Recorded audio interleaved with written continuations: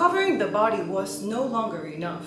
Clothing began to trace its contours. That is the moment when fashion became fashion. The origin of tailored clothing traces back to the protective metal armor worn in medieval Europe. This is the first moment where tailoring emerged, the act of shaping fabric to a unique form rather than merely draping it. The tailor was the first creator in fashion's history, an artisan whose work translated the human body into pattern and structure. Clothing began to move from pure necessity into design, laying the technical foundations for later forms of authorship.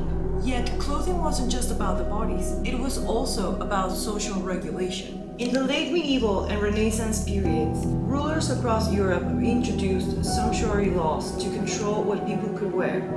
Fabrics, colors, and styles became restricted according to class, profession, and even morality. Dress was now a vehicle for power, hierarchy, and law. The act of dressing thus moved beyond survival and entered the domain of social meaning, with rules dictating what could and could not be worn. The Renaissance added a new layer to this evolution. The rise of the individual, the awareness of selfhood, taste, and personal expression. Garments began to express personality, intellect, and social aspiration, balancing the dictates of morality and law with personal taste and desire. In this way, the technical, the social, and the psychological dimensions of dress became intertwined, creating the first complex terrain of what we would eventually call fashion.